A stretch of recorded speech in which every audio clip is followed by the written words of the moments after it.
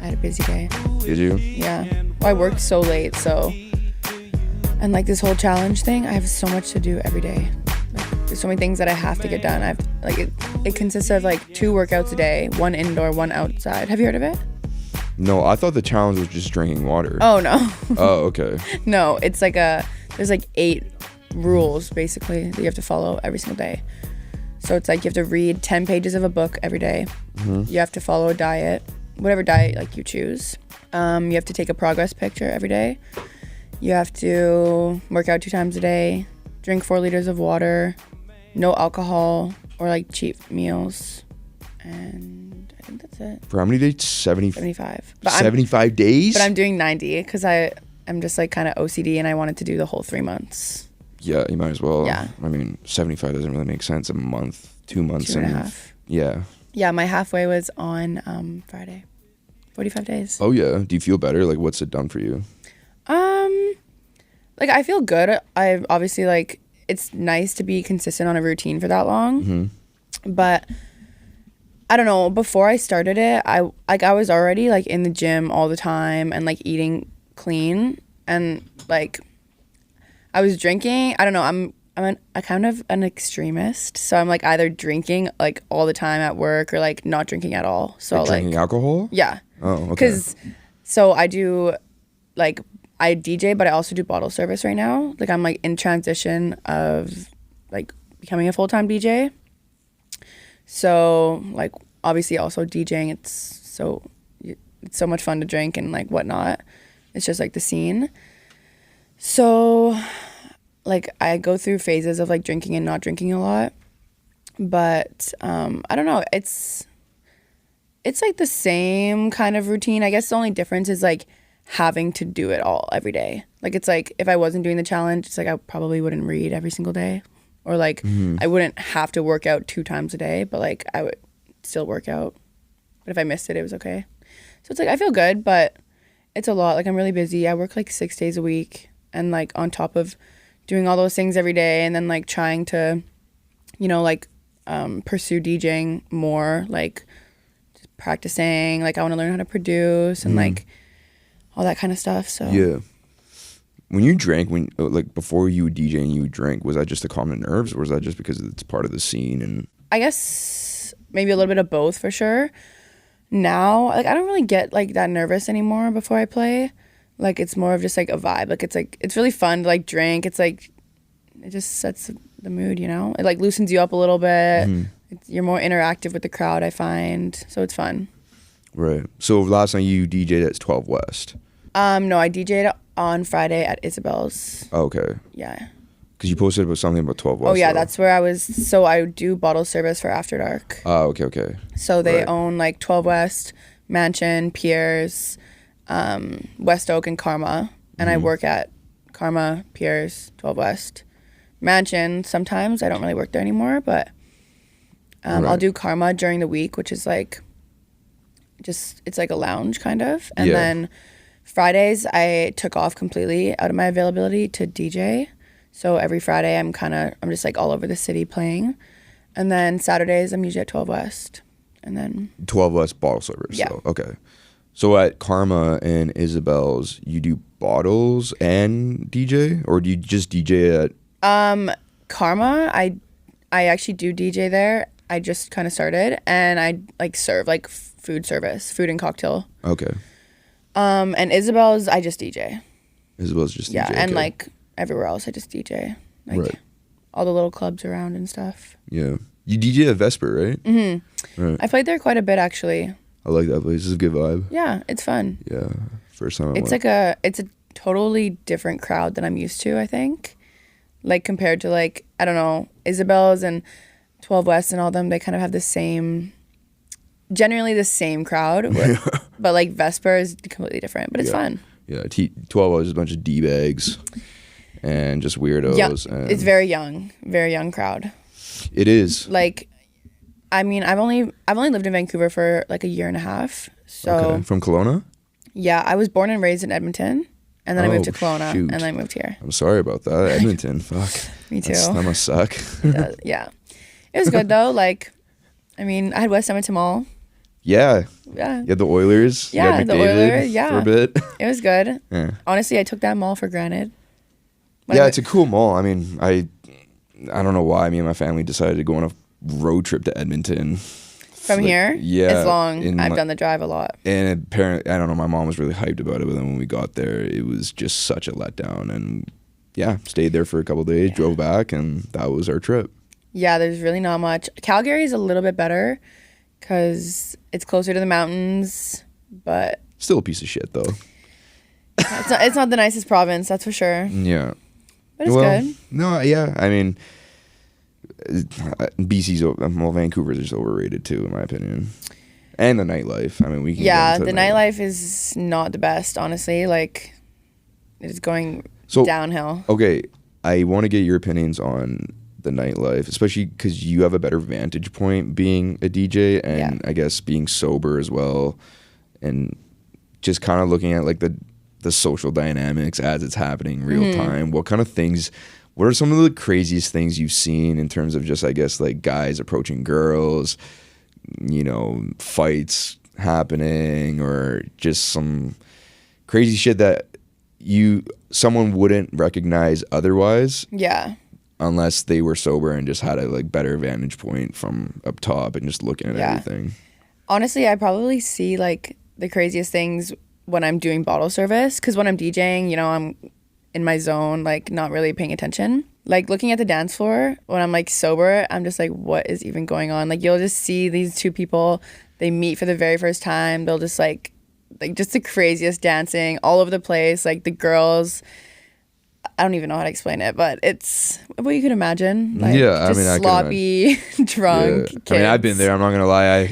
I've been there. But it's just like funny to watch for sure. Or like we get a lot of interesting girls at the club, I would say. Okay, tell me about that. Interesting girls. Like this one time, this girl literally, she had like a long extended like weave in, and I don't know what she was doing, but when I came back, her hair was fully on the chandelier and like hanging there, and she was barefoot running around the club. Oh, like, dude! I was like, what is going on here? the chandelier in 12 West, right? Because there's dude. Yeah. Oh. It was just hanging there, and then she was barefoot. She was like on her hands and knees, like searching the ground for like something. Like I don't know. There was nowhere it could have went, so I don't know how long she was. But just before that, before you went to you said you went to the washroom. Yeah, I went to the back to do something. Yeah. I don't know. Before that, everything was fine. Yeah, she was her hair happy. was still intact. Yeah, she was doing her thing, and then everything just went to complete shit as soon as you came out. Yeah, there's a lot of stuff like that. Honestly, like the girls get pretty. They get pretty crazy. Is it the girls that you would consider pretty put together? It's hard to say. Like it's a club setting, you know. There's been times where I'm wasted and like I feel like I'm a pretty put together person, but if someone saw me that drunk, they'd be like, "Oh, that girl's a mess." So it's hard to say. Like I don't really know these girls, but. Well, okay. So what's do you see guys approach girls in just in the most cringe way, and you know you can tell that they're trying to spit some game? Oh yeah, it happens to me all the time. Like I'm just like, these guys come up and they're just like, hey. Also, when I've been working 6 days a week, I'm sober and I have to deal with like the drunkest people ever. I just don't even have the social battery to talk to people. Yeah, is it while you're doing bottle service? Yeah, because the law in Vancouver, we're not allowed to leave the bottle unattended, or like guests aren't allowed to touch the bottle. So it's a little bit different. Like in Toronto, you go to the club and you can, like, everyone has their own bottle. They're pouring it into their mouth. They're pouring their own shots, doing whatever they want. Yeah. Which, like, makes sense. Honestly, they're spending, like, upwards of $1,000 on these bottles. But we have to stand there like security guards, basically. Like, and pour it for us. Pour it for them. Can't leave it unattended. Like, can't let them touch it. So a lot of people actually get mad about it. It is pretty annoying. It happened to me once for my birthday at 12 West. Yeah.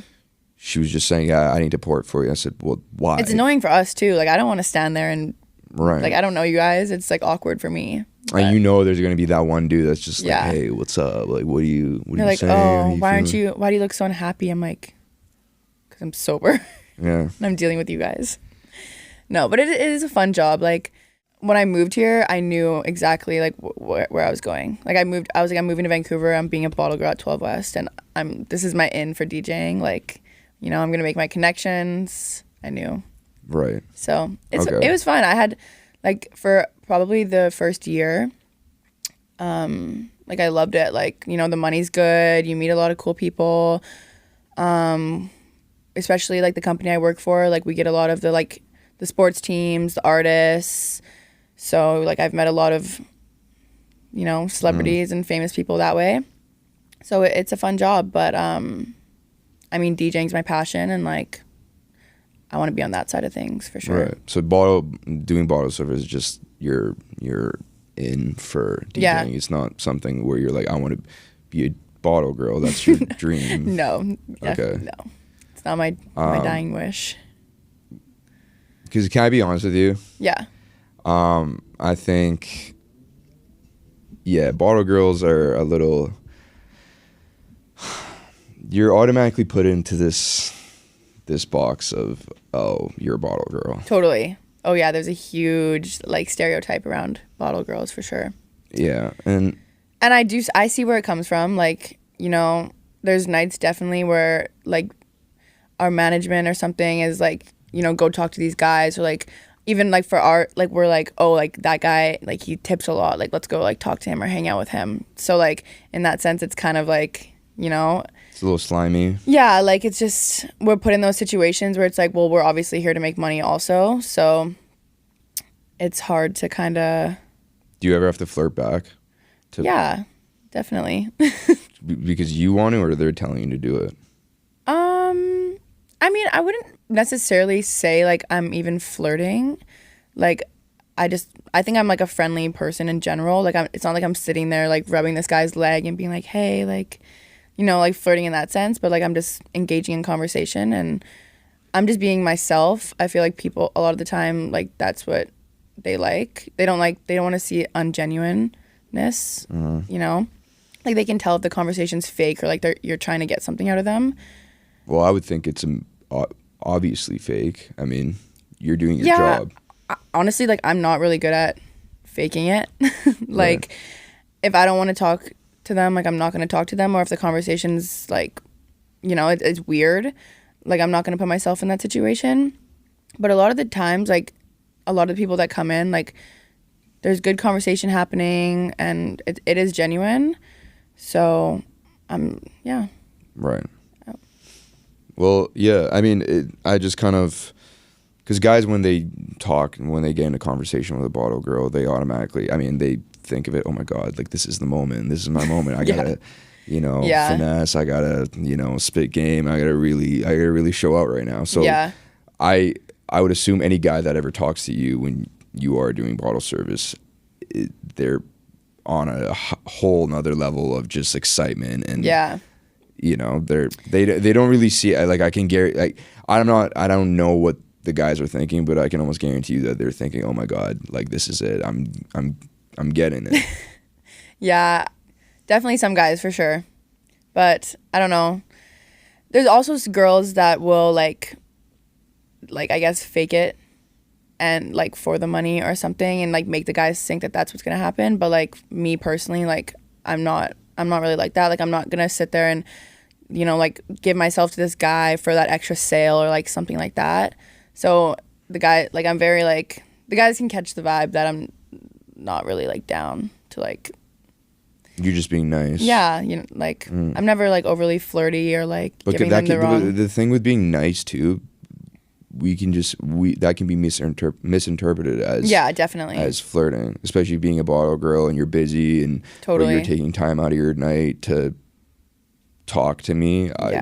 Any guy would think, okay, this, you know, she's into me, or yeah. But I feel like guys also, if a girl's just being nice, they can't always think. Yeah, I know, but guys are I'm not guys are like, guys oh are God, whacking on that. She likes me. Yeah. So it goes both ways. Yeah. Because I've been there. I mean, again, I'm not sitting here all self-righteous telling you that I've never done it. Yeah. I have done it. Oh my God! But you had your days. Yeah, oh yeah. Especially Miami. Where was your favorite spot to go? Oh man, before it closed down, Alexander's. Oh, never heard of it. Never heard it. How old are you? 22. Oh my God! Yeah. How old are you? Yes, you don't know. No. 29. Okay. Yeah. You don't look 29. Really? No. What? You look like You could pass as 24 for sure.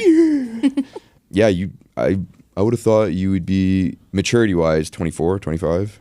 I wasn't going to guess 22. I get that a lot. Yeah? Yeah. I think it's, I don't know. I know I hold myself well, and I've also had a lot of life experience. So it grows you as a person and matures you. I can tell you've had life experience. Something about you. Honestly, like, I love my life. You should, yeah. Yeah, but your demeanor kind of gives it away. Is that a good thing? Well, yeah. I mean, it's not a bad or a good thing. It's just I can tell. I'm in school to become a counselor, by the way. It's like a therapist. Cool. And I'm not trying to say like I can read through you and read you like a book. So it's a therapy session. Basically, yeah. This is a mock role play for my counseling class. That's awesome. How long have you been in school for? So I'm in my second semester actually right now. Nice. Yeah, it's a lot, but I can just tell that, you know, you're definitely have some things, I guess, that you've been through. Yeah. I mean, everyone does. Everyone does, for sure. Since you are a bottle girl, and I didn't know you were a bottle girl, do other bottle girls get jealous of each other because of how hot, you know, good looking they are, or how much attention they're getting, more attention from than the other girl, how many sales they're making, or I don't know, getting posted more on social media? Like, is that a thing? I'm sure that is. I mean, honestly, for the company I work for, no, because be real. Don't. I am. Okay. Because we tip pool. So like, you know, if a girl is talking to a guy, you're still gonna get money from that. And I don't know how it works for the other clubs. Mostly everywhere does tip pool because it's just like fair that way. It's like you just get lucky. Like it's like a guy will walk into a club and like he doesn't know who he wants or what he wants. He just sees a hot girl and is like, oh yeah, I'll talk to her, I'll tip her. So it works out for all of us. Like we all get the same pay, we all get the same like recognition. So not really like, I mean, obviously when you're starting the job, you know, if you come in, you're good looking, there's gonna be the girls that have been there for a while are probably gonna be like, who's this girl? Like, where'd she come from? Maybe there's like jealousy that way. Did you feel that when you first got in? Yeah. You're walking into like a job full of like all girls. You know how girls are. No, I don't. Tell me about it. Girls, I feel like are like competitive, you know, against other girls. So it's like, you know, you always want to look the best, or you want to be the best in a sense. Of course. So yeah, when you walk in, like I knew what I was getting myself into, but I'm also I have a good head on my shoulders. So like I know my values, where I stand. I know like I'm a good worker. I know what I'm doing.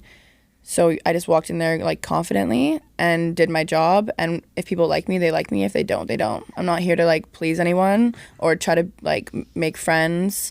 Like I'm here to do me at the end of the day. Damn, you're not trying to you're just not trying to. Like no, friends come. I'm not like forcing friendships or like going in there being course. Like I'm looking for like a new best friend. Like I went in there because, you know, like I wanted to, that's the job I wanted to do. I wanted to meet the DJs. I wanted to get in the scene.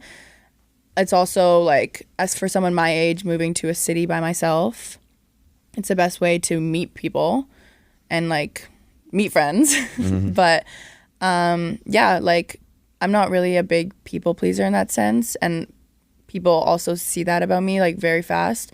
Like I'm not gonna, you know, I'm not gonna be overly friendly to everyone. Like I'm very reserved. I'm kind of like introverted, but also extroverted when you know me. So at the beginning, I'm just like pretty like quiet, kept to myself. And if like, you know, as conversations start happening with people, like people get to see if they like me or not. People put in the effort. They're proactive with getting to know you, who you are, what you're about. Yeah. What kind of things do girls do? Because I actually wrote this in the notes. I'm curious. I'm very curious about this. How do girls give off the impression that they're jealous, envious, competitive, or they just straight up hate you? Right, because for guys it's very subtle. Mm-hmm. Guys think they're really slick with it, but it's so easy to tell when a dude's being fake. Are there certain, I guess, facial expressions, tone of voice, things girls say, or just body language, mannerisms that give it away? We're like, oh, okay, so clearly you don't mess with me. Yeah. You act like you do, but you really don't. Thank you for giving it away. Like, is there... I haven't really picked up on like clear like indicators, I guess, from it. But if you are just meeting a girl and your like first couple conversations is her talking about another girl, like that to me is like, I don't know, she's just trying to start drama in a sense, or like, you know, she's talking so that you talk so that she can go back and tell that person kind of thing. Like, I don't like when it's just like when people are talking about other people in a sense. In a bad light. Yeah, in a bad light. Like, obviously, if it's good, then, like, whatever. Like, let's talk highly of them. But, I don't know. I don't like to... It's one thing I've learned, like, leaving high school and leaving, like, my hometown and everything, is, like, you have to protect... Like, you have to really, like, think about where you're putting your energy in. So, it's, like, I'm not going to sit here and, like, talk about all these other people because, like, it's not even worth, like, my breath in the end of the day. And I don't want it to, like, get back to someone else if I start talking bad about them, because chances are if you don't really know that person well, they're going to go tell them because they're probably better friends with them than they are with you. So if you're good at reading vibes, like, you're going to get the vibe of how that girl kind of is. But there's no really clear, like... Yeah, I'm just trying to, like, I guess, like, just rude mannerisms, and just moments of, whoa, what was that? Or a certain tone being used with you, a fakeness to it. Yeah, like, well, if a girl is rude to you right away, like, you can kind of tell that, you can see that's, like, it's jealousy in the beginning. Because if a girl doesn't know you, like, never met you before, never even really talked to you, and she's rude, it's probably because she's, like, jealous in a sense. And threatened by you. Yeah, threatened for sure. So, like, I definitely felt that a little bit, like, when I first started my job. Some of the, like, senior girls and stuff, like, they were just kind of like, you know, who's this girl? So I just kept to myself, you know, showed them I'm here to work, like, stood my ground if, like, something ever happened. And, like, they quickly realized, like, okay, like, she proved herself. It seems pretty cutthroat in the bottle service industry, where it's, you know, when you see a new recruit or a new, you know, bottle girl come in, it's obviously a known fact that the reason why that they got hired and became a bottle service girl is because they're hot. Yeah, and they're totally. good looking. So the senior girls that have been there for several years, when they see new girls come in, I mean, it's inevitable that they would feel threatened, thinking, oh, 100%. Wow, okay, so there's hot girls coming in now. I'm expendable. I'm always replaceable. Totally.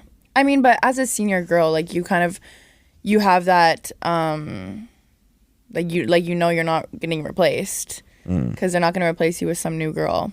But why not, though? I mean, they could. No, I mean... Like, if you just if I think about the senior girls at my work, like, they would never get replaced with a new girl. The new girl can, like, work their way into, like, you know, becoming as senior as those girls. Like, maybe not, like, how long they've been there, but, like, working as much, or, like, getting to work the cool events, or, like, the sports teams that come in, like, the buyouts we have. Like, that's working your way to becoming, like, a part of the senior girls, I guess.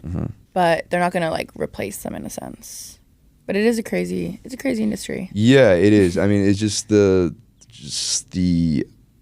ethos of what bottle service girls represent. Like, it's just, like, if you want me to be honest with you, for guys, like, we just look at bottle service girls as girls. Well, we don't see them as this. We're not generalizing and just judging them because of it. But as soon as, you know, someone says they're a bottle girl, it's like, okay, well, the only reason they got the job is because they're hot. Yeah.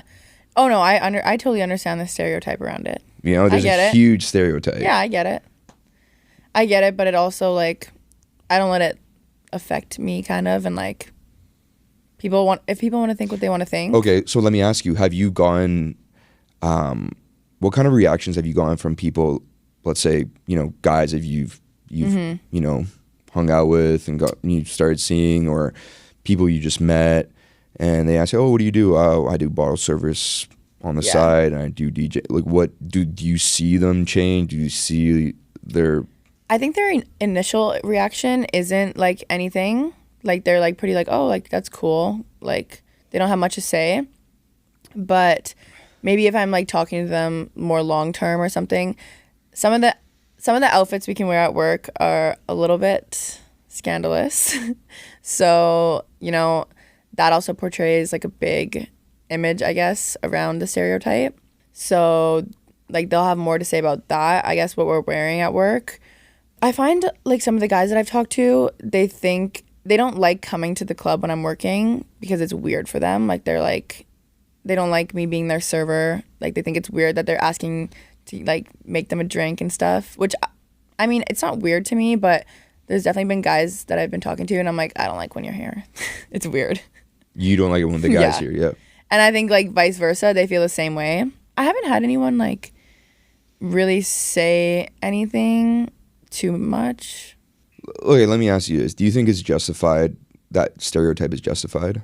Like, to an extent. It's, okay. Yeah, to an extent. Like, I don't know. Like, I can see where people, like, in a sense are like, oh, like, you guys are basically getting pimped out right now. Like, you know, to kind of go, like, talk to these guys, flirt with these guys. But, like, it's also not, like, I don't know. It depends on the girl, I would say. It depends on the girl. Does it, though? Because at the end of the day, what's real, like, the proof is, like, what's happening. Yeah. I mean, like, if it does depend on the girl, because every girl is different. But what I'm saying is, like, at the end of the day, they're still in that outfit. Yeah.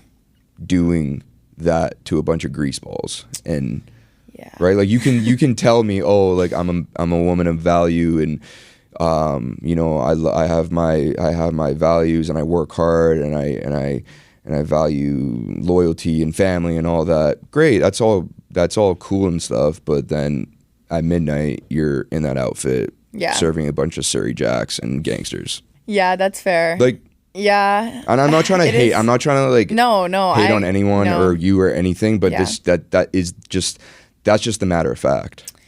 It is. I agree. Like, I do agree. So for me, like if I was to see a bottle girl, if I was dating a bottle girl and they told me they're a bottle girl, I'm like, okay, so I would feel uncomfortable with it because I know they're putting themselves in that position to be hit on by those dudes and to be looked at by those dudes. Not saying that the girl I'm seeing is going to do anything with those guys, but I'm just saying that she is willing to put herself out there to do those things and just get an extra tip and whatnot, and that's fine. Like I'm not hating or anything, but I'm just telling you how the masses of men I agree. think. I think it's a fine line because, you know, it depends on the girl and the guy for sure. Like in the situation, like, you know, my ex-boyfriend, he was like, post those pictures on Instagram, post those bikini photos, like, you know, like get the clout, like, because he was also he was like a TikToker. So he was like super like involved in social media and like saw like all the famous girls out there making all this money and stuff, and was like, yeah, like go for it. So like in that aspect, like it's like you can either you can support it or you don't. But then I also understand where it's like, well, why are you kind of like selling yourself out, like, you know, for the extra money? But I feel like in today's day and age as a girl, it's so much easier to like make that quick money than it used to be. Like, you know, it's just so like normal nowadays for like guys to basically just throw all this money at girls. Like, and as a server, like not even just a bottle girl, but like a server in general, like we make so much more extra money, cash. Like if you're working a 9-to-5 job, you're not making near as much as like we're making as a server, let alone you're giving up so much of your day. Like it's like I'm giving up my nights, but I'm working like 9 p.m. to 2 a.m. So it's like I have all day to do whatever I'd like. So it's like hard, I guess. Because why not? Why wouldn't you make that extra money when you can do that and be hot and like, put yourself out there, right? Exactly. Of course, like it's a no-brainer, right? It's like if guys could do it, they would do it. Yeah, I mean, shit. Yeah, you know, so I get it. It's a fine line. Like it's obviously sometimes it's like a hard pill to swallow, but then it's also like, okay, well, like I can afford all this. I'm making all this money. Like it's like an easy way out, kind of. So it's worth it. It's not long term though. It's not long term. Yeah. But it's worth it in the moment. Yeah. I mean, some nights I'm like, I hate my job.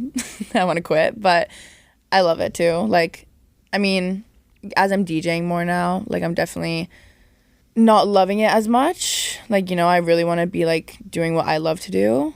So I'm trying to speed up that process. Does it ever get to your head though when you are getting showered with compliments and guys hitting on you? Because you know, you're good looking and you're getting noticed. It really doesn't? No. For me personally, like I don't know, like I'm not an insecure person, and like, you know, like I know my worth, like I know I'm a good looking girl, so it's like all these guys like throwing compliments or like whatever it is, like it doesn't really like, it doesn't mean much to me. Like it's like I already know my worth in a sense, so it doesn't really get to my head. Like it's like, I don't know, I'm pretty like humble and like secure in who I am. Have you always been like that? Yeah, I think so. Like I've never really been insecure, maybe in the sense of like comparing myself here and there, but like not like insecure in like who I am. I'm very like, I know what I want. I like know who I am. I know what I've been through, like kind of thing. So it's like, I know what I stand for. So I'm not insecure in that sense. But sometimes when you compare to other girls or other people doing their thing? I guess just other girls. Like obviously social media nowadays like makes it nearly impossible to not do that. So, or like I find myself more now comparing like lives of other people compared to my life. Like it's like, I don't know, I have a very clear like vision in my head and like dream that I want to follow. So I'm like always anticipating that. And like I feel like I'm always like, I want to be there now, but like not really enjoying the process as much. So I'm trying to do that more. And what's the vision? Is it something to do with DJing? I want to be like, I want to live all around the world and like, you know, just be traveling and DJing. I also have like a really big passion for fitness. I don't know, I want to get more on the like influencing and like content creation side of it. I like sharing my journey with people online, and like I feel a big presence watches me like from like my hometown and like nearby friends. And you know, I always get people telling me like I'm constantly like encouraging them or influencing them to do so, like whatever I'm posting online. So I like enjoy that, like getting that feedback from people. Like they're like, you know, like your stuff motivates me to do this. So I'm just trying to build my brand, I guess, right now, like in my name, whatever that is, under like DJing and fitness and just like a whole like lifestyle kind of thing. Right. I'm assuming from being from Edmonton, there's a lot of people probably envious about the fact that you moved to Vancouver and doing your thing. Right? Yeah, I honestly think that all the time. Like I think sometimes I'll like look at my Instagram and I'm like, damn, like I wonder what people from back home think. Because like I'm just a completely different person, I think. Like my life has changed so much since I moved. And it's like the best thing. Like I love moving. I'm like addicted to it. Like I'm craving the feeling of moving again. Like I want to move so bad. But like the time isn't right yet. Like what I can like feel it. That you can't be in one spot. You can't commit to one spot. Not that. I think like after my first time moving, so I moved from Edmonton to Kelowna. Well, actually my family moved to Vernon. So yeah. I like Vernon. I just say Kelowna. No, my family moved to Vernon, and then I lived at home for like 5 months, I think. And then I moved out to Kelowna by myself. Because there was nothing for me in Vernon. I immediately got a job at like Cactus Club in Kelowna. So I was just driving back and forth every day. And then I met my like best friend in Kelowna. I was staying at her house. So then I thought it was just time to get my own place. So then moved out to my own apartment in Kelowna. And then like lived on my own for like 3 years there. And then I had a boyfriend there for like a year and a half-ish, and then we broke up, and then I booked a flight to Asia with one of my girlfriends. Yeah. So honestly, after my first move from Edmonton to Kelowna, it was like completely life-changing. Like that was like I was like, wow, like I had all new friends. The group that I kind of got in with there, like I got in with a really tight group of girls, and they had grew up there. So I like really fast got to know everyone, and like everyone kind of got to know me. So I like really inserted myself in the town pretty fast.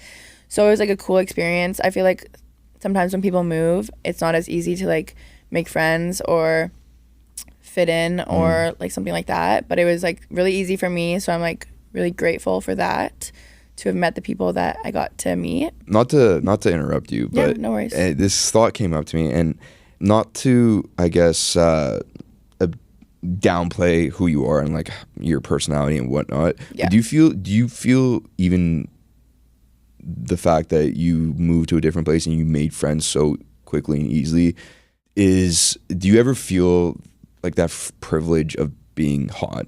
Yeah, honestly though, like, because that just came up to me as I was talking. Yes, there, like, in a sense, yes, but also like I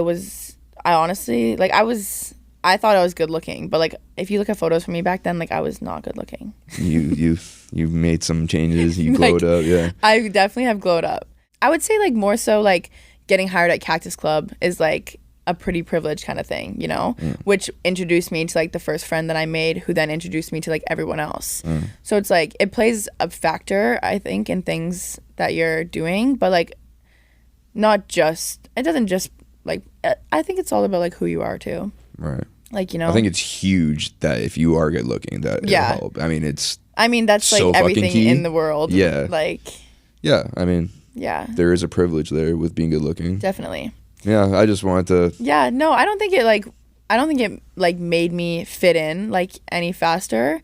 I think like just the type of person I am, like, you know, like I just have that ability to like kind of adapt easier than maybe some other people.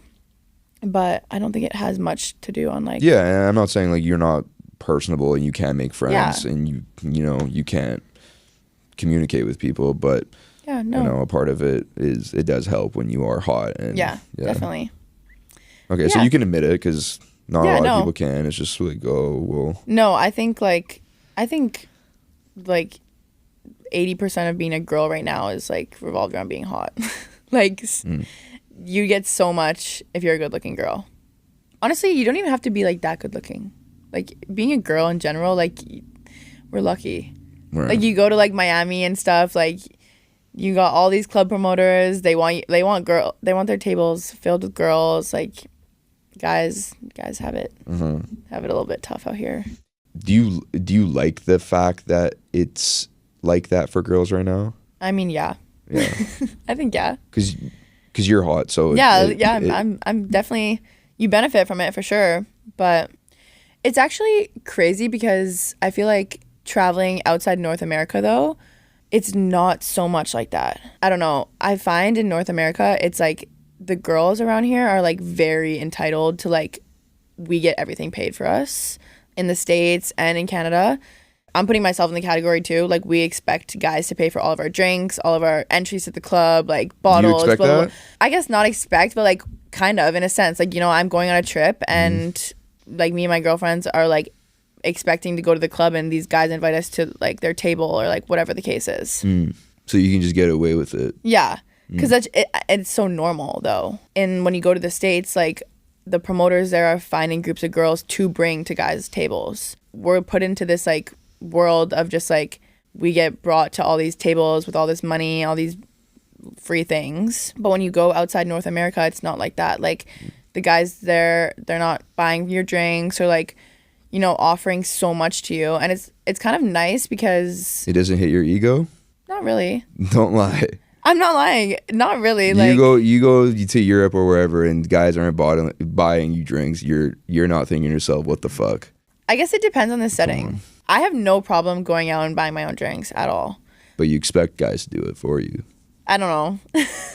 Well, I mean, that's what you just said though, right? It's not an expectation. It's just like, it's like what people have normalized lately. And it sucks for dudes. I mean, the group of guys, the population of dudes that have done that for girls has just made it that much worse for guys that don't want to do it and won't do it. Exactly. It's not like I'm like going out being like, oh, like I expect all these guys to buy me this and this. Like that's not the case. It's like. But why wouldn't you? Since all those guys have been doing it when you go to Vegas or Miami or whatever, all these promoters want to get you, right? So when you do meet a guy here, let's say you're seeing, you're conditioned to think that this guy needs to do that for you. Yeah, but like if that's when like the bottle girl stereotype comes in, it's like if a guy had said something to me, like I actually had one guy, he kept trying to take me out or something, and then he was like, I'm not paying for your dinner though, like I know how you bottle girls work. And I was like, I have no problem paying for my own dinner. Like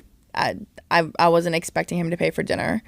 Yeah, I mean that's OD for him to say that. That's crazy. But then so like we went to dinner, and like, you know, he wasn't gonna actually make me pay for the dinner, but he wanted to see if like what I was gonna do. So like I asked for the bill, like he's like no, like I'll pay. I'm like, no, I'll pay, like I got it. So like I paid for the whole dinner because I was trying to prove a point. Like I was like, I'm not here, like I'm not going out for food with you just because I get free food, like, you know. Right. I have no problem paying. But the whole day, even that though, the whole energy in the day and the vibe of the day is dinner's done and let's see who let's see who's gonna pay the check. It threw it off for sure. You know what I'm saying? Like why it just preemptively it's already messing up the whole day and just It's and just... I'm not and for me like I don't want to sound like a guy that's totally against that whole thing of guys paying for girls and flying them out and whatnot. I want to pay for girls, right? Like if I go on a first date, I insist on paying, right? Yeah. But I guess it's a bit of an attitude with girls that do get flown out to different places and get Chanel bags bought for them, right? Totally. So I hear what you're saying where you've had guys buy things for you and you've gone to clubs and promoters pay for everything but then on the other side of it you're saying that you have no problem paying for your own thing, for your own dinner. I hear you, but I don't really believe it. Like I don't really I feel like you say that just to make yourself sound kind of not because you are independent, but I'm just saying like inherently, but you're conditioned to think that maybe it is the way it should be because you're also hot. So you should get away with it because of that. Yeah, that's fair. And that's the part that kind of pisses me off. And I'm not trying to sound salty or become an incel. I'm just I'm speaking out loud because I mean honestly I feel like when I moved to Kelowna, like it wasn't really as much like that. Like barely ever heard of people getting like flown out and like things like that or like. But when I moved to Vancouver, it was like a whole like next level. Okay, so I love how you say that. Okay, so now that you see other girls getting flown out and getting all these things done for them, getting things bought for them, do you think, oh, I need to be getting that done for me now because that's happening for other girls. I'm seeing it happen in real time that this is a real thing in our society for girls to get flown out and get treated like a queen. Yeah. So do you almost expect that now because you're thinking, wow, why can't that be done for me now? I guess, yeah, in a sense, maybe. You can say, yeah, I mean, it is. Yeah, like... Yeah. It's like a fine line because it's like I'm very independent. Like if there's things I want, like I'll go buy them for myself and like, but then on the other side it's like I know I am like a hot girl and like I can get so much from like guys. So, but I'm not out there like, you know, like pursuing that or trying to like, you know, rinse these guys for all these bags or these like designer things or like flying out to see all these random guys just because they're gonna like fly me out to these places. So it's like a fine line. Like it's like, yeah, I guess in a sense I'm like, oh, like I want to be spoiled like that or taken care of like that. But also I'm not like a person to go and pursue that kind of.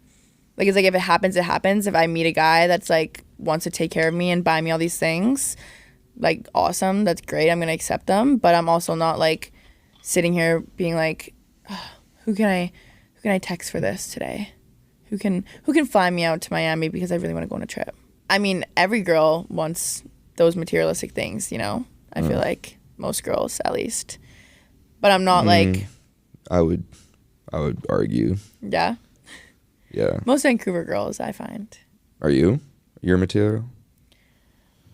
I've definitely, like... I've grown to be more of one, I think.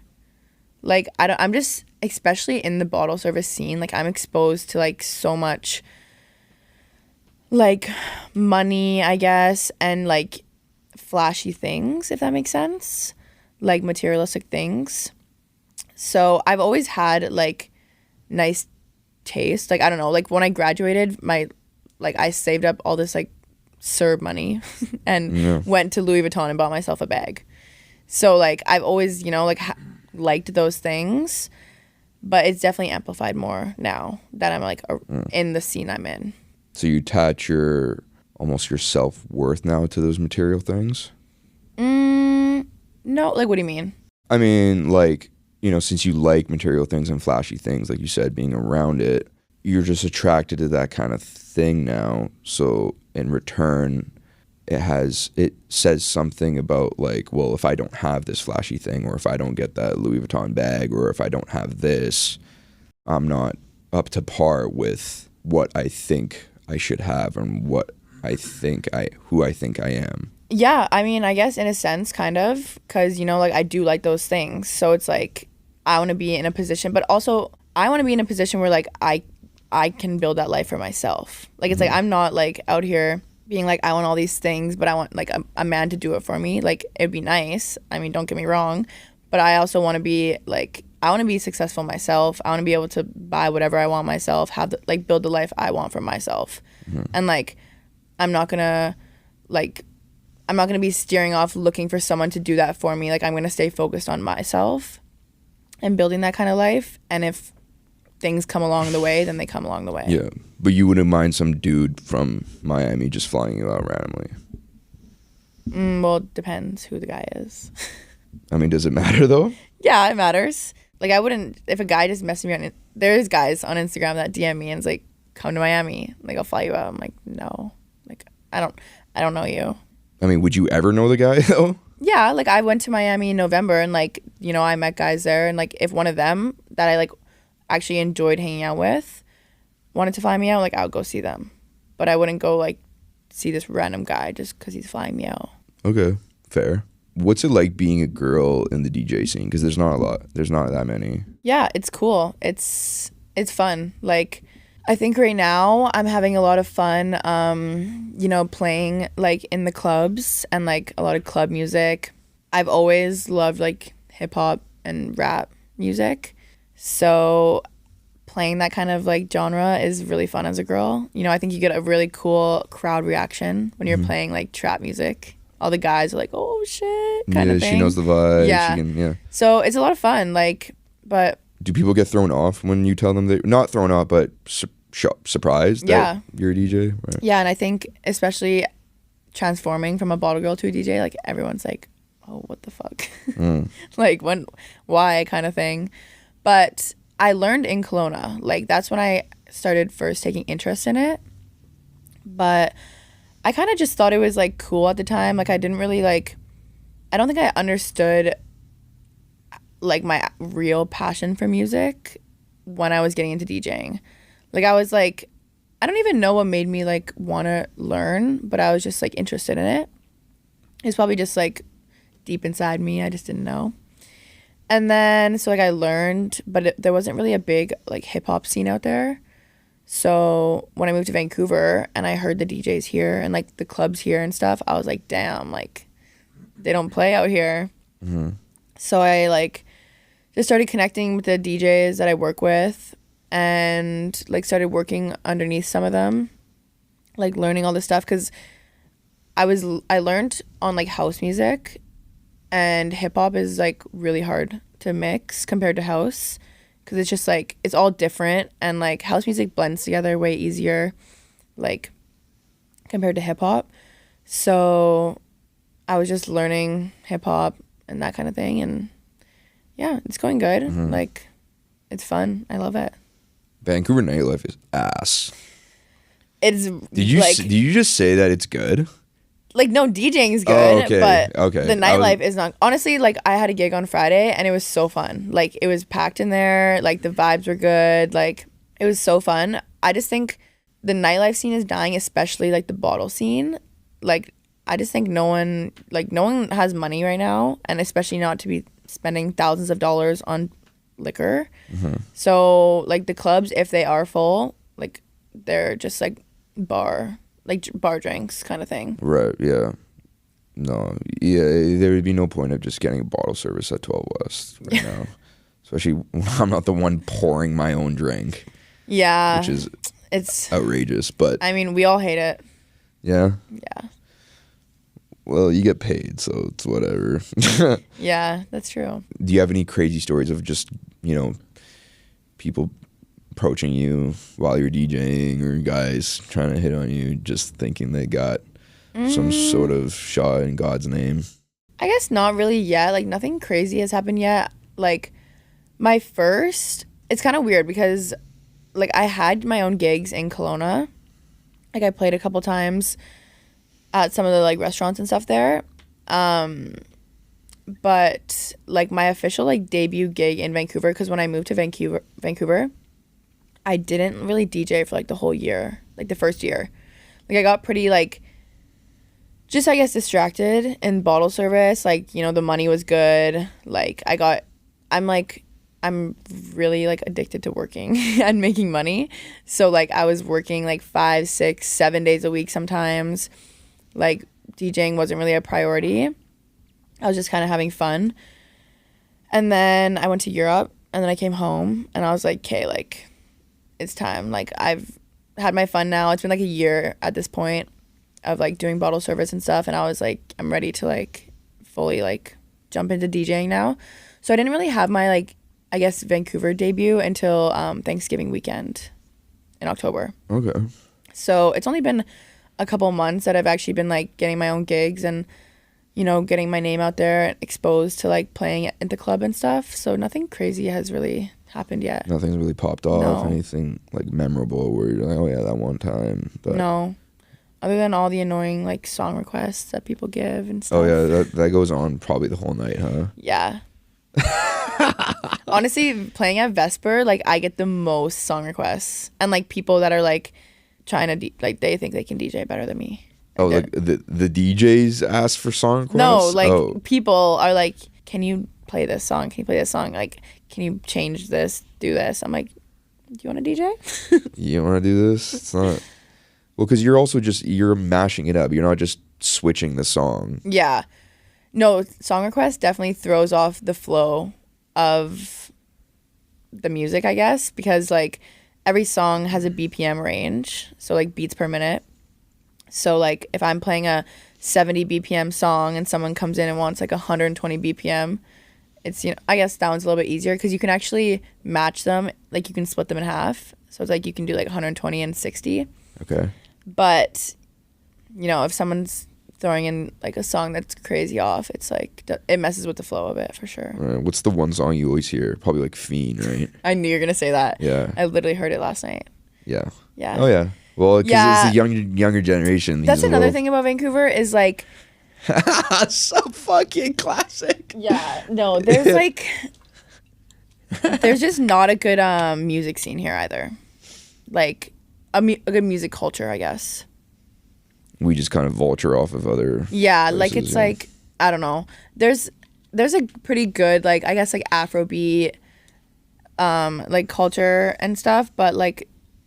for the most part, like, people just, like, it's just, like, all, like, a bandwagon kind of, you know? Like, it's like you go to the club, you hear, like, the club hits, like, Sexy Red and, like, Glorilla and stuff, and you know, like, those are what's popping in the club. Yeah, but, like, people don't so actually corny. appreciate music the way that, like, I guess DJs appreciate it in a sense. Right, and just the art. Yeah, the art of it. Songs and I've like learned that way more, I think, in the past couple months that I've been, like, really pursuing DJing, because I've kind of, like, ventured out to, like, more, like, tech house music or, like, Afro house, and, like, I honestly love tech house. Like, it's good, and, like, yeah, and traveling really, like, opens your eyes to that too. Like, Europe, like, I went to Ibiza for my birthday, and, like, just, like, the music culture out there is just, like, so different. Oh, it's different. It's a whole other level. And it's like that those kinds of people are actually appreciating the music, you know? It's like they're not just, like,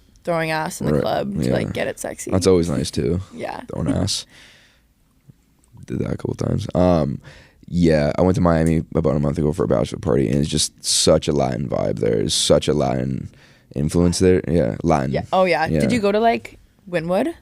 Oh yeah. Yeah, Wynwood that's was crazy. super like Spanish. Yeah. Oh, dude, it's such a different world there. There's like lowrider convertible cars, just everywhere. Miami. Yeah. Where did you go out? Where did we go out? We went to Live. We went to Dare pool party during the day. I didn't go to a pool party. Yeah, it was chill. It was good. It was a good time. Not that many people. DJ was sick though. And then that night we went to. I need to go back in my memories and look because I don't remember half of that trip. To be honest with you. How long did you go for? It was from Friday to Monday, so it was a sprint. Yeah, we did a whole week too. Did a whole week. Wow. Yeah, it was crazy. It was my best friend's 21st birthday too. Oh, and it was wow. just us two. Just you two? Yeah. Wow, I totally thought it was 6 or 7 girls. No, it was just us two, just running that stuff. Yeah, running that shit. Running it, yeah. Oh yeah, you guys definitely had time, didn't you? Yeah, we did everything. Like so we stayed in South Beach. So I've been to Miami before. I used to be a competitive cheerleader. Oh yeah. For like 10 years. So I've been like I traveled all around the States for that. But we stayed in South Beach, and like the one night we literally spent probably like $500 in Uber because we went from South Beach to Brickell like 6 times, I think. Like we like went from South Beach to downtown to eat. Then we went to like Mila in South Beach. Yeah. Then we went to like somewhere back in Brickell, Sexy Fish. Then we went back to South Beach. Then we went then we got changed, went to Space. No, we actually went to 11, went back to we Live. went to Space too. Yeah, okay, yeah, I remember that. Went to 11, went back to Live in South Beach, went to our hotel, got ready, went to Space, went home. Like, it was like ridiculous. Just ping pong, basically, all over Florida. Because like both places have like equal amounts of places to go out. Yeah. Like they have like so much. And the night doesn't start until 1. Yeah. Super late, bro. It's just a whole different world over there. I mean, you start going out at 1 and you stay out till 6. Yeah. Oh and yeah. We didn't come home till like 7 every night. And even on Sunday, it was just bumping. There's so many people. Like, when I came back to Vancouver, it felt like a ghost town. It felt like we were in Nanaimo. I know. We were so sad to leave because we were literally leaving the Wednesday before Art Basel. Oh wow. I know. And like we would have stayed, but I had a like really big DJ gig on the weekend. It was like a private like law firm holiday party, and like I was getting paid. So like I had to come back, but we were like so sad to leave. I've never said this about any other place other than Vancouver. I always thought I still think Vancouver has the hottest girls. Mm-hmm. Is one of the places that has the hottest girls. I think Miami took that to another level. It was everyone there's good looking. Okay, me and my roommate. Okay, so the girl I went with, she's also my roommate and my best friend. Okay. So, like, I know that's Miami. Like the girls are like the hottest, but like we didn't see any hot girls. What? No. Dude. Like I don't know where we were, but like we didn't really see many hot girls. There wasn't like you didn't see any at the club, at the servers, like no, even the I couldn't even like I didn't. There wasn't any girls honestly that I was like maybe like 2 that I was like damn she's hot. Really? Yeah. I mean, where were you expecting to see them? At the club, at the beach, or just randomly on the street, just walking?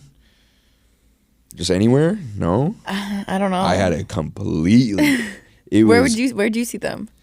Everywhere. Really? Dude, the gelato place we went to, the lady working there was so fine. Really? It was, and then me and my yeah, it was hard. It was hard to just like look around and be like, oh god damn it, oh my god. It was just heartbreaking. Yeah. Yeah. No, I know. I don't know. I feel like they just weren't in the spots that we were. I guess we were in the wrong spots. Seems like we were in the same spots. I mean, where did you stay? We stayed like downtown, or yeah, like 10-15 minutes on the outskirts of downtown. Okay. In a shithole area. nice Airbnb, but dog shit area. Yeah. That's the thing, is if you're not in like central Miami, it's like kind of sketch. Oh, super sketch. Yeah. I mean, that's most of the states. People don't realize it's. Oh my God, when I went to LA in October, like we literally we got robbed basically. Did you? Yo, yeah. Yeah. Like we didn't know we were staying in the ghetto. Well, what happened was we got dropped off from our Uber at the wrong location to our Airbnb. So then like we were so hungry, we hadn't eaten all morning, so we like saw a breakfast place and wanted to eat there. So we sat on the patio and had like all of our bags kind of by the railing, and this guy literally came up and like just grabbed my friend's bag, tried to grab my bag too. I had like a Louis duffel with like all my DJ stuff in it, like everything in there. And then he got my friend's like designer bag also with her passport, like $2,000 cash. Shoot. Like everything. So she had to stay in LA longer. I have it on video and everything because the restaurant like had the security footage. Oh, you can see the. Yeah, it's like up top. But he literally just like walked past so nonchalant, just grabbed the bag over the railing, tried to grab mine, but I grabbed it back and then started running with her bag.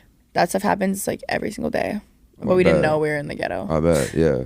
But yeah, no, Miami women are built different. I even told my friend as we were at the pool party, I told him vividly, I remember saying, dude, my whole definition of 10 is completely turned on. Yeah, they always say that. If you're a 10 in Vancouver, you'll be like a 6 there. It's oh my God.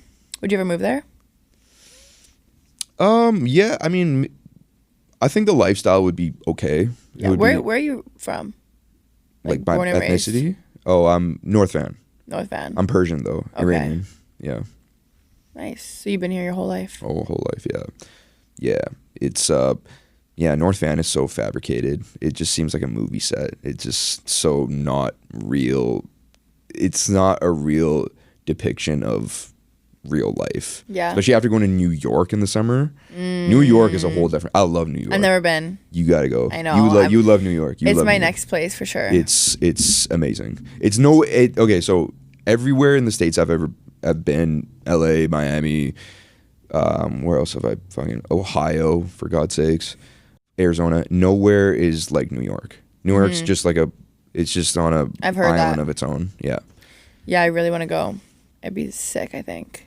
You either hate New York or love New York, from what I've heard, and I loved it. I think I'll love it. I think you will. Yeah. I think there's not a doubt in my mind that you would love it.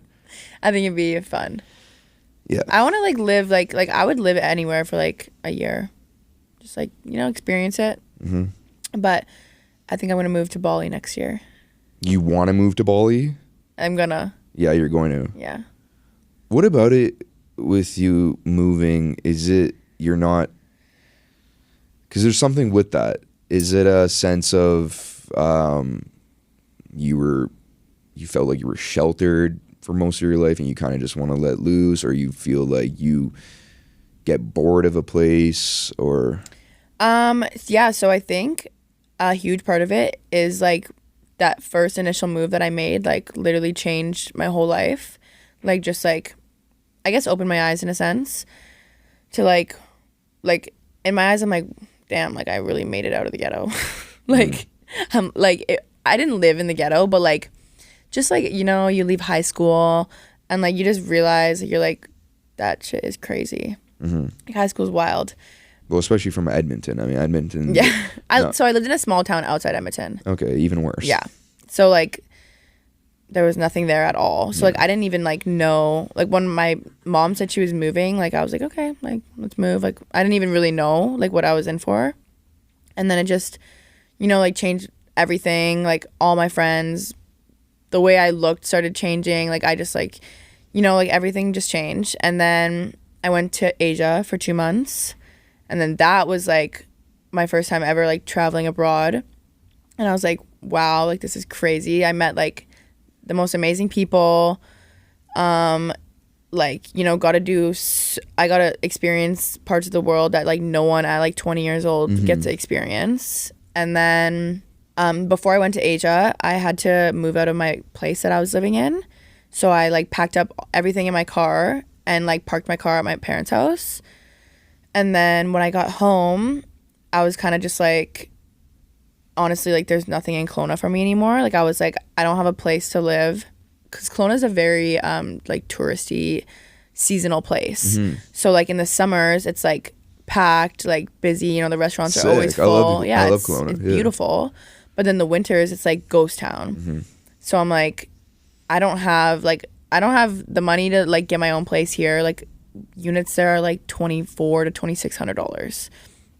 I don't have the money to get my own place here. I don't have a job I want to work. Like, I don't know. There's nothing here for me anymore. So I literally like came to Vancouver, met with like the manager of After Dark, like met with some people about living there, and then drove my car out here, like started my life here. Right. So, and then now my life has like completely changed again, and like I have all these new people, all these new experiences, opportunities, everything. So I'm just like, I just love like that feeling. Like I love like all the new opportunities you get, the whole like your life changing. Like it's like the best feeling ever. So after you got a little taste of moving from Edmonton to Kelowna, and then even from Kelowna to Vancouver, you got a little bit of taste of how much the world can open up for you, and how many more opportunities can come from that, and now you just want more of that. Yeah. But at one point, is that going to end though, where you just think to yourself, okay, this is where I settled down, this is where I kind of build my foundation, and we just go from here? I think that'll come when I like feel like I'm where I want to be, you know? Like, how do you know where you're going to? I don't know like where or when that'll be, but like I'll feel it. Like even like me saying I want to move to Bali next year, like I honestly didn't even decide this till like a month ago probably. I knew, so I re-signed my lease for another year, and I knew I wanted to move after that was up, but like I didn't know where, because obviously like Toronto is like an easy option. It's in Canada, you know, it can happen pretty easy. But in my eyes, I'm like, with the things I'm trying to pursue and like chase right now, Toronto is just like a next level Vancouver. Like I'm gonna go out there, I'm gonna do the same thing I'm already doing now. Probably like, you know, maybe get into the bottle service scene there because the money's better, like the party scene's better. So it's like I don't really want to be like sucked into that same kind of lifestyle that I'm in here when I'm trying to like kind of drift away into like what I really want to do. And then like obviously the States, like I would love to move to the States. Like Miami's like my end game. Like I'll move to Miami, but like I don't want to move there yet because I'm not ready. I'm not where I'm at, or I'm not where I want to be, and I'm not ready to go there because I know I'll get bored of it, or like I'll want to move to the next thing. So like, you think you could get bored of Miami if you move there now? I just think it's like not bored of it, but like it's a place where I want to go when I'm like successful and like can like live my life there how I want it. Not like I just feel like I'll, you know, go there and do the same thing. Like I'll be like partying, and like that stuff gets old. So it's like, and as like, you know, like a young, like good looking girl, the easiest way to make money is to be in that scene out there. So it's like, you know, I feel like I would kind of get sucked into that because I'm not successful in the industry that I want to be successful in. If that makes sense. Right. So I want to build myself up and my career before going there, so that I can go there and like actually do the things that I want to do, and not kind of do them because I need to do them in a sense. So when I think of Bali, I just, you know, I have like some friends out there that I met when I went a couple years ago. I spent most of my time in Asia there. I spent like over a month there, and was there a big DJ scene there? I don't know. Yeah, I don't there know is. what's up with Bali. There's a great music scene. There's like, I mean, everyone that lives there is working remote. Like you have to like kind of work remote to live there. It's like a beautiful place for like content creation. Like it's like, I want to be in the heat, first of all. Like I thrive in like nice weather. Like it's like, it just aligns with everything that I kind of am like looking to chase. Like it has a great music scene. It has a great scene for like content creation and like my fitness side of things. Like it has, Australia's right there. There's so many like brands and like things to work with in Australia. So it just it already just kind of like has a home feeling, I guess, just because of my friends that are there. And like, you know, they all live there like in a nice villa and everything. So it's like I got to stay there and experience like what it was like, you know, being in a home there. So it just has that like home feeling already. Mm-hmm. And yeah, I don't really want to stay in North, you know, I feel like I'm like outgrown North America right now. Like there's nothing here for me. So I want to go abroad. You've outgrown North America. Okay. Like, I don't know if that was the right word to use, but like right now, like I'm just like, everything here is just like boring. Yeah, it's just all like, it's just all the same, I guess. Like you can move anywhere in the States and it's like it's the same as like everywhere I'm living already. You know, like it's like just the party life. I guess for me personally, because I'm a DJ, I'm going to be in that party scene. So it's like it's all the same kind of party scene out here. So in a sense, it's like I feel like I've outgrown it because I'm like I want a different party scene. Like, you know, you go to Bali and it's like beach club kind of vibes and like boat parties and like things like that. So it's like a different kind of party scene. Yeah. I mean, you can still make it out of Vancouver being a DJ. Oh yeah, definitely. That's why, like, you know, my lease ended ends in March, but I re-signed it. But I could have moved like again now, but I just feel like I have so many like resources here and opportunities here that are unfulfilled that I want to fulfill before leaving. Mm-hmm. Like I just have like a great DJ community that supports me. I've made, you know, like me being a bottle girl has made me like so many connections in the city. And now that I'm DJing, it came a lot easier to come across gigs and everything because of it. So my name's getting out there a lot faster. You know, I'm learning how to market myself a little bit better online. So I just want to like build up, you know, my things here first before leaving because I have so much support and resources around me here. Mm-hmm. That need to be like used wisely. Yeah. Before leaving. Makes sense. It looks like you're doing your thing. Yeah, because if I left right now, I would just be unsatisfied with where I'm at. Mm-hmm. Like, you know, I'm already like my home's already here, my people are here, so I need to use it while I have it. Do you think before going to start off somewhere new? Do you think in a year from now you'll be satisfied? What's going to make you feel satisfied? Is there a certain quantifiable goal? Is there... I guess I don't have a clear goal specifically, but I guess just like one would be like full-time DJing. Like, you know, I want to be like completely not serving anymore. And I guess just having some sort of like name for myself, like and a social media presence. Because that's going to go a long way. Like trying to move abroad.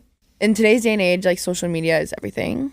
So like I just have to work on building that and marketing that. Yeah. So I guess that's like I don't have a specific goal for what that looks like or like what I think it should look like. But I just know that that's like that's the direction I'm going in. Yeah, just pursuing it every day. Yeah. And doing whatever you can every day. Yeah. To grow it a little bit more. Yeah, exactly. I hear you. Yeah. I hear you. Do you want to do the red flag, green flag thing? Yeah, let's do it. That's my first time doing it. Let's go. Cute. Yeah, this is a good one. We'll start with this one. Okay, they have a lot of exes. They have a lot of exes? Yeah. Red flag. Red flag as fuck. Yeah, we both agree on that. Definitely. Do you? No.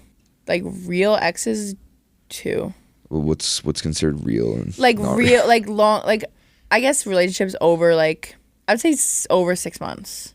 Okay. Because like I mean I dated this guy during COVID, but like it was such a COVID relationship. It was like he's technically my ex, but I'm like he doesn't even count. And that's the last time you dated seriously? No, my most recent ex was the one I broke up with before I went to Bali. Okay. Yeah. You broke up with them. It was a toxic relationship. It was toxic, yeah. So yeah, red flag, I would say so. How many exes do you have? Oh, me? Real ones according to your criteria. 3. 3. Well, the longest one was a year and a half. Okay. But it was kind of on and off near the end. Okay. It was when I was 20 though. So last time I dated someone seriously was 2018. Damn. Yeah, just kind of had some situationships and whatnot. Yeah, honestly, that's what I do now. Just little. Yeah, that's your. I don't want a boyfriend, so. Yeah, no. I mean, It's too, like, I'm, like, so, like, focused on myself right now. Like, I don't have time for a boyfriend. Like, how am I supposed to move to Bali when I have a boyfriend? Yeah, I mean, yeah, thinking about the future, well, how is that ever going to work if you're going to move to Bali? Here's another one. They double message me if I haven't responded. So a lot of these are contextual. Yeah. If it's a girl that I like, that I'm interested in, then yes, green flag. Because it shows they care. Yeah, I agree. I wouldn't say it's like, I wouldn't say it's a green or a red flag, really. I guess it depends on the guy. Like, if I want him to double text me, then I'm like, oh, that's cute. But if I'm like, ew, why are you double texting me? Then it's a red flag. But the double text in itself won't throw you off. No. Even though you're into the guy, or it's the guy that you want double texting you? No. Okay. Because it shows that they care. Yeah. Yeah. And so, honestly, like, I'm really bad at answering my phone. You suck. I know. You fucking suck. What is that, by the way? Can we be real? Like, I find that so whack. I know. I'm really bad at it. Honestly, all the guys I talk to double text me because I suck at answering. But why? I don't even know. I don't. You see it. You see it. I know, like, I see it, but I forget about it. And then, like, I don't know. You're not getting off that easy. I just forget about it. Like, what? It's just weird. Like, what's weird? It's weird because I'm always on my phone, and I know I am, but, like, and I see the text, but then it leaves my head. So that it's not important enough for you to answer. No, I'm not saying that. If it was Drake texting you, you're not gonna just be like, oh. No, because I think my thing is, like, I'm on my phone all the time, so I see everything, like, immediately. Mm-hmm. So I don't want to answer it immediately. Why not, though? Who cares? That's not. I don't know. So then I, like, swipe it away, and then I forget about it, or I get busy. But what's wrong with texting right back immediately? It's not cringe. Like, that's the thing, man. Like, we make it so much more difficult than it actually is. Like, if you get a text and you're right there and you want to respond, then do it. They don't need to wait an hour. I know. I don't know. It's weird. Shit's corny. I'm going to be real with you. Shit's corny. They want to be the breadwinner of my future family. I would say it's a green flag. Yeah. But do you expect them to be the breadwinner? No. For me, because I also want to be, like, I want to provide too. Right. They want to be the breadwinner of my But future. I also think, like, it's important. I think it's important for you both equally to want to provide. Right.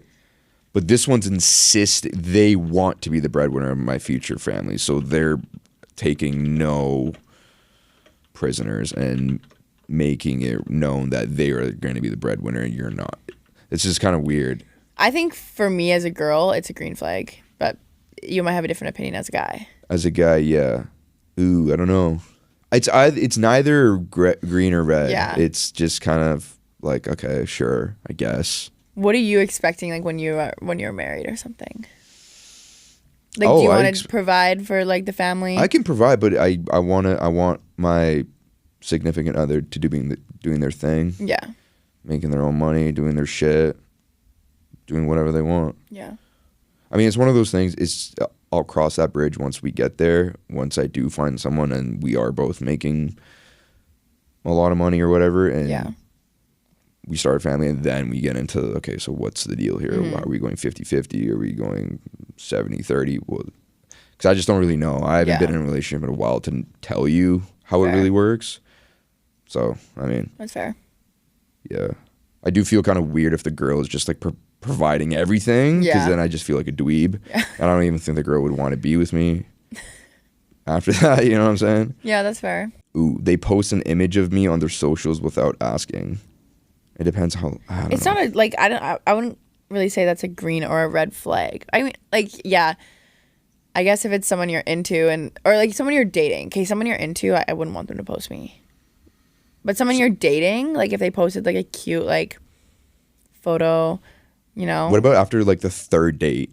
They post, like, an innocent little, like, story of you across the dinner table with, like, not even like your full face, but just like Yeah. your hands and like the lower part of your, you know? Yeah. I think just depends on the situation. Okay, give me the different situations here because I don't know. I don't know. Just for me personally, like, I don't know. I guess it depends on the guy. Like, I after 3 dates, I'd be like kind of a little bit like, It's too soon. yeah. Like, I'm not trying to go like public with you right now. Right. Because also it's like I don't want a boyfriend, so it would put me in like an awkward situation. Okay, but then let me ask you, what's the point of you dating right now if you don't want a boyfriend? Not always, I guess, but like I'll pursue a guy. I don't know. I guess What? I mean, yeah. I make it very clear from the beginning when I talk to someone that I don't want a boyfriend. So like, but I like to hang out with a guy and like have a guy and, you know, like do things with a guy, couple things, I guess, like sleepovers, whatever it is. Yeah, hook up, sleepovers, hang out. Like I am like a lover girl in a sense. I just don't want any commitment. So like I make that very like clear so they can't be like, well, you're wasting my time. It's like, no, I told you I don't want commitment from the start. So that like posting you know what you call guys that do that? Fuck boys. I know. Yeah. I know. It's just I'm just so in my own zone right now. Like I was seeing. No, I hear you. I'm not. Yeah, I was gonna say something, but I don't want to say it anymore. No, say it. No, you have to. You have to say it now. No, well, like I was seeing this guy in the summer, and like it was just like a huge distraction. Like it was like I went to Europe at the end of summer, and that's when I was like, okay, like this guy has literally taken like he didn't work or do anything. He was unemployed. Yeah, but like good for him. Living life. I don't really know. He had this like all this like secret money. I don't know where it came from. Ooh, I wonder where. Like I think I know he like got into like a car crash or something. I don't know if he got money from it. I don't even know. Okay. Something like that. But he didn't work and he was just like always available, like constantly would like down to do anything with me at any time, eat anywhere, like all these things. So it's just like a huge like it's so hard to like focus on yourself when you're just like this person and want to like eat all this food and do all these things and hang out with them all the time.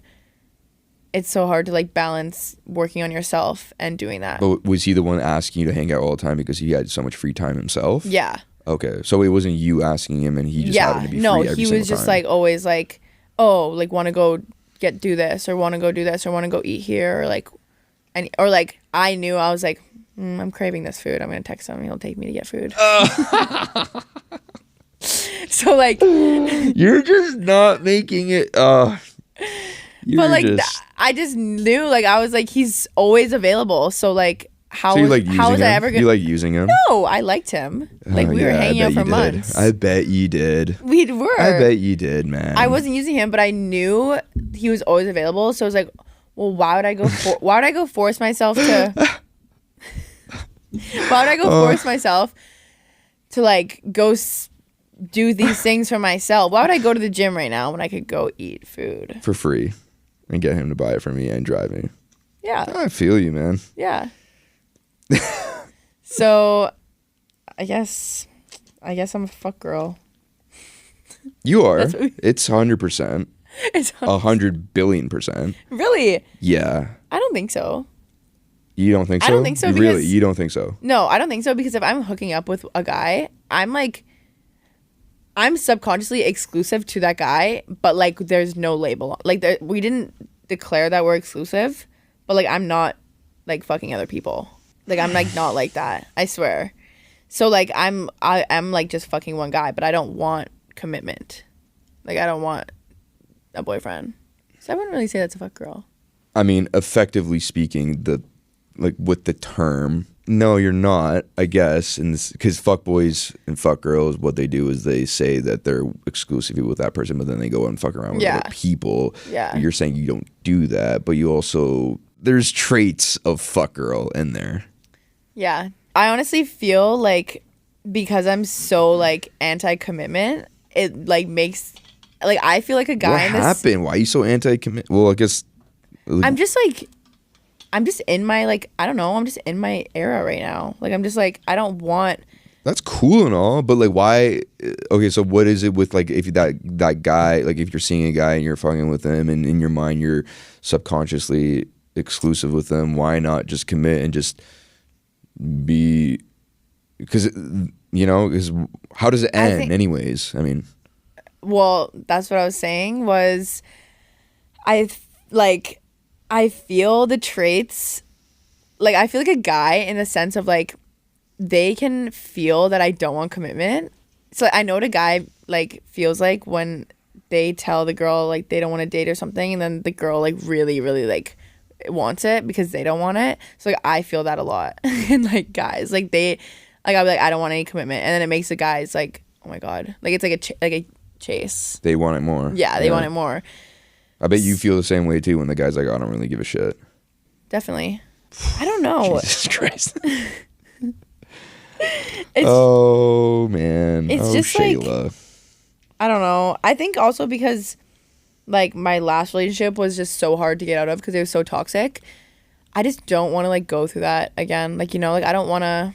Oh yeah. I mean, it's understandable. Like, yeah, I'm not. I don't believe me, I'm the last person to judge about that kind of thing. But yeah, I mean, it is. I was very happy by myself. Yeah. And you do give off toxic fuck girl vibes. And that's just that, and that's okay. We're all, Yeah. That's how it is, Yeah, I'm just here. Yeah.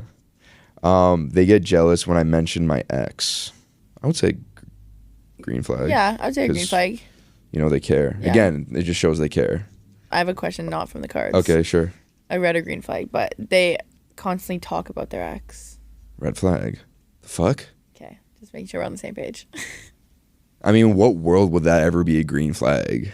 I don't know. Unless they're just... I guess not. It doesn't even have to be one specific ex, but if they're always like bringing up things in the past. Right. Like it's like... Yeah. Unless I ask you or you ask me about my history and kind of just how things ended, just to get to know me better, then yeah, that's fucking weird, dude. I don't give a shit about your ex. On our first date, they say they're only looking for someone to settle down with and have children. I mean, I would say it's like I would say to me it's a red flag, but it's also a green flag because like they're being straight up. Like it's like, I'm in this for the long run kind of thing. Like it's like I want to find my partner.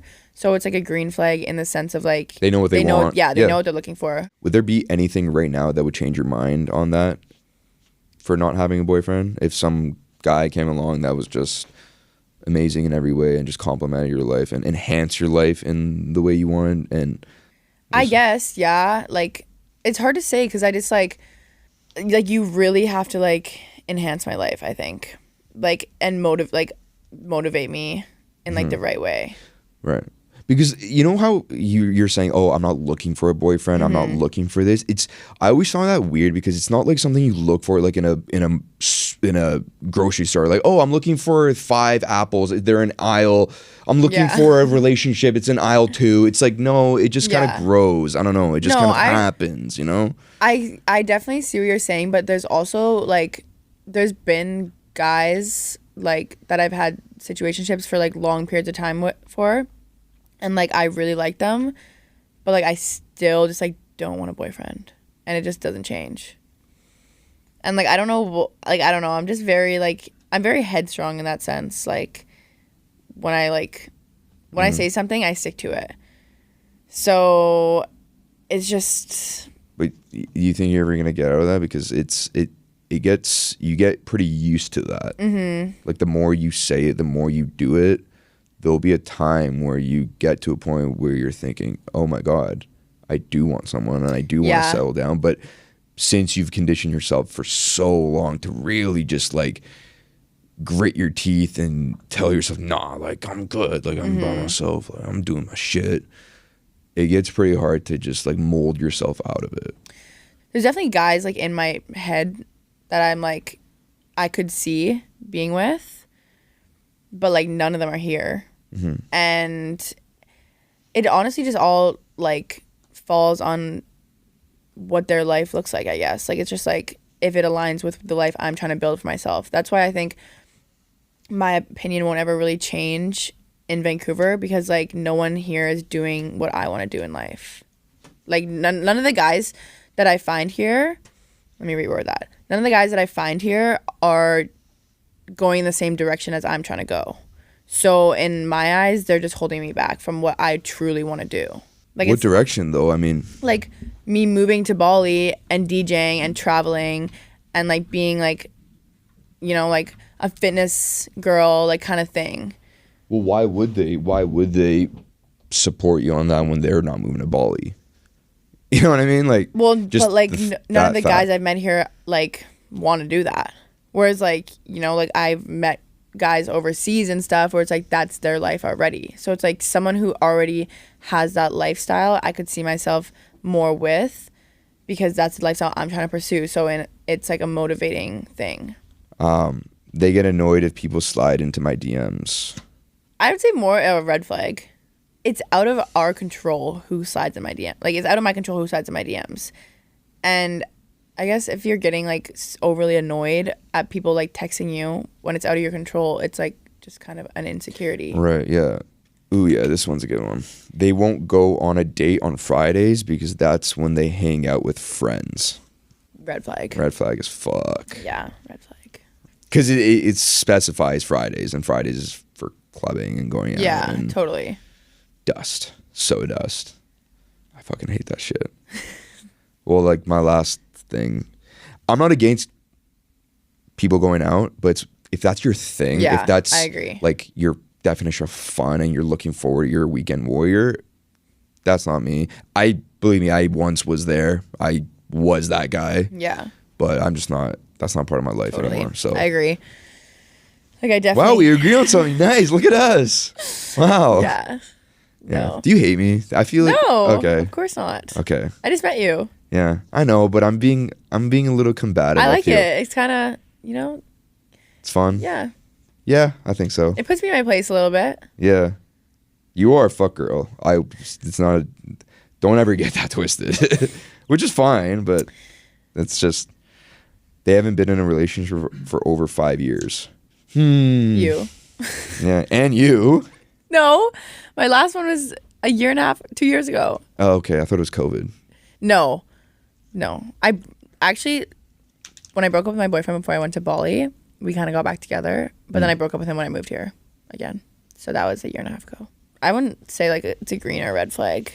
Yeah, I mean, I'm not the one to speak because I would be hypocritical of myself to say that it is a red flag, but it is in a way because it's like, okay, what's up? Yeah. What's up with you? Are you nuts? Are you toxic? Have you killed your last ex-boyfriend? You know, like what's going on? Okay. Yeah, and that's something I got to figure out why I haven't been. I think I can't really put it into a category or like a green or red because I don't want a boyfriend. So I'm like, well, I understand if you just don't want a girlfriend. You say you don't want a boyfriend, but I just think, how do I word this? It's not that you don't want a boyfriend. It's not that you don't want a boyfriend. It's that... You're right. I do like having, because like I do like having a guy. Like, you know, like when I'm in a situationship, like it's like I'm like hanging out with that guy all the time, like basically dating, but like the commitment, I just don't want the commitment. I think it's because I just don't want to be held back in a sense from like pursuing the things that I want to pursue. So like that's where it all falls down. Right. Like it's like I don't want to get into like this relationship in Vancouver and then like you moving you know, to I Bali. love him. I love him so much that like I'm gonna stay in Vancouver, but like I'm genuinely not happy in Vancouver anymore. Like not saying I'm not right now, but in the future, it's like I've outgrown it here. I wanted to move to Bali, but now I got this man. How am I supposed to do that? So it's like I don't want to be like held back from like pursuing the things that I want to do. It's logistically speaking, you're being held back, literally. Yeah. If you find a boyfriend, because you have your eyes set on Bali. Yeah. And just the fact that you would have to stay in Vancouver is holding you back from going to Bali. That's But it's like if I found a man in like Bali, you know, that like aligns with Bali, man. Not even just Bali. Like I would move anywhere, honestly. Yeah. I love moving. Like Vancouver's fine, man. Just stay here. You're good. It's so boring. Like, it's beautiful. The city's beautiful. It is really beautiful. Don't get me wrong. It's so beautiful. It's It's more beautiful than Miami, man. Honestly, I would say so. It is. Like, but like, it's people cold. are whack here. It's just I want to be in the warm. they don't have any friends of the opposite gender. They don't have any friends. I mean, technically, that's a green flag. Yeah. So, but like, if I didn't, yeah. So if me and you were seeing each other, and then I didn't have any friends that were girls, it's like technically a green flag. But like, I have so many friends that are guys. Red. Okay. Also, though, I'm a DJ, so like, and all the DJs are dudes. Like, those are my friends. Those are my homies. They're my dogs. So like, yeah, but they're just, you know, laying low in the background. Guys always say that. Incognito, but when the time's right. Guys always say that. It's true though. It's freaking true, man. It doesn't change though. Yeah, guys are gonna be guys and they'll probably fuck anything, but it doesn't change that like, if a girl like, if I'm like, if there's no like sexual tension or desire, like it's not gonna ever happen. Like, yeah, maybe they want to, but it's guys want to fuck anyone, so it's like it's not gonna happen still. Like, if a girl sets a friend boundary. Yeah, not all guys want to fuck. Not all guys. Yeah, not all guys. I mean, younger dudes, the immature little cuck bags. Yeah. Yeah. Like the young, like 20-year-olds. Yeah. But like, you have girlfriends, definitely. I have a few. Yeah. Have you fucked them? See, I will say I had an encounter with one of them. I had a moment, and it was really fucking weird. Really weird. Yeah. I was in my head like, whoa, I can't believe this person. I can't believe my homie is getting naked in front of me. It really messed with me. Yeah. So that's like the same for like us too. Like, it's like, okay, yeah, maybe, you know, maybe my guy friends think I'm hot and like they would, but like it doesn't change the fact that we're friends and like it's not gonna happen. Yeah. No, that's fair. That is fair. They say they can't hang out because they're having some me time. Green flag. Yeah, I say green flag. Yeah. They're in tune with their shit, you know, self-care. That's something I would say. Yeah. They've done some therapy. You know, the me time entails that they've done some therapy. They have their coping mechanisms. Oh my God, this is right. They still have dating apps on their phone 3 months after we start dating. The fuck? Of course, red flag. Red flag. Do you have dating apps? Yeah. What ones? Hinge. I don't really go on it, but yeah, I know. I mean, it's here. Like, I'll be bored and I'm just like, oh, what's up? Yeah. I honestly hate meeting people on dating apps. I've actually never like went on a dating app date or anything, but like I can't catch a vibe on a dating app, you know? Like, I would just so much rather meet people out. Well, especially it's easier for you because you're good looking and you are in a setting with a lot of people. Yeah. A lot of times. And yeah. But I mean, is the club really the best place to meet No, people? and that's the thing. Like, in theory, it shouldn't matter meeting someone in the club because it's just another place. It's just another environment. But it's just something about it. It's just greasy and it just doesn't. I also feel like it's good in the sense of like, a lot of the times, you know, you're like intoxicated. It kind of breaks the ice a little bit. Yeah. So like, and you catch a vibe really fast, like in the club, like if they're weird or if you like talking to them. Like, there's this one guy that I met in the club like literally 2 Novembers ago, like when I first moved here. One time, like, we like talked, whatever, went apart our ways. He moved away, and like we still talk to this day. Like, and we had that one conversation in the club, and it was just because like we vibed well. He's like lives in wherever he lives. Bali. But like, no, yeah, she lives in like Finland or something. Uh-huh. But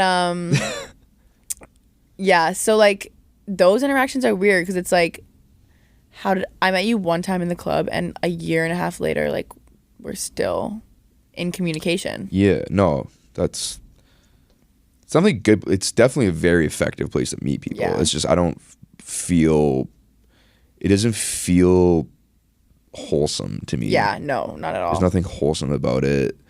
Cause I remember my last ex that I met was at the club, and I yelled in her ear because it was so loud. It was at 12 West, actually. Yeah. Nice. And I think I said something so absurd. I don't remember what I said, but she held it she held it against me for a long time, but it worked. Yeah. When you're mixing alcohol, it can get crazy. Yeah. They want to spend Christmas with my family after 6 months of dating. I don't know, man. My mom is sacred. I don't know if I can. It's cute though. Like, yeah, I think it would be a green flag. I think it's a green flag. Again, it shows it caters. Yeah. And also, like, if I was dating someone for 6 months, like, we would definitely spend Christmas together. But, like, my mom, like, when my mom is, like, my best friend. So, like, yeah. I tell her, like, everything. And, like, I don't think it's deep when I'm like, oh, want to meet my mom? Like, I'll bring anyone to meet my mom. Right. So, like, dating after 6 months, I'd be like, yeah, of course you're coming to spend Christmas with me. And it's, of course, like, if the guy and your mom get, you know, they get along, it's obviously a good sign. Totally. And your mom has some input on it. Yeah. Yeah, but I don't know. I don't think I need to be for sure set in knowing that this person is worth it before they meet my mom. Because I've introduced some absolute bozos to my mom. And I feel embarrassed and ashamed. Yeah, that's fair. So now and I'm an only child, single mom. So I almost see her as sacred now. Like I'll really show that I care for you if I ask you to come meet my mom. Yeah, that's good. That's the moment where, for any lady listening, that's the moment. That's the moment. Yeah. They admit they've cheated in the past, but they never do it again. Red flag. Have you cheated? No, I've never cheated. Is that for real? Yeah. Good for you. Have you cheated? No. We were exclusive, and I did some things because it was a gray area. I didn't really know what we were, you know. Yeah. Technically, if someone asked me, "Hey, man, are you single or are you dating someone?" I would say I'm single. Technically speaking. Yeah. That's fair. They don't like me hanging out with their friends. What the fuck? Well, yeah, it's kind of. That's red. Yeah, they don't like me hanging out with. That's just insecure. Yeah, so you wouldn't want me to hang out with your friends, right? Yeah. Okay. Well, it's just weird. It's like, what the fuck is wrong with you, man? Yeah. Their dream job is to be a stay-at-home parent. Red flag. Yeah, of course. Especially if it's a guy.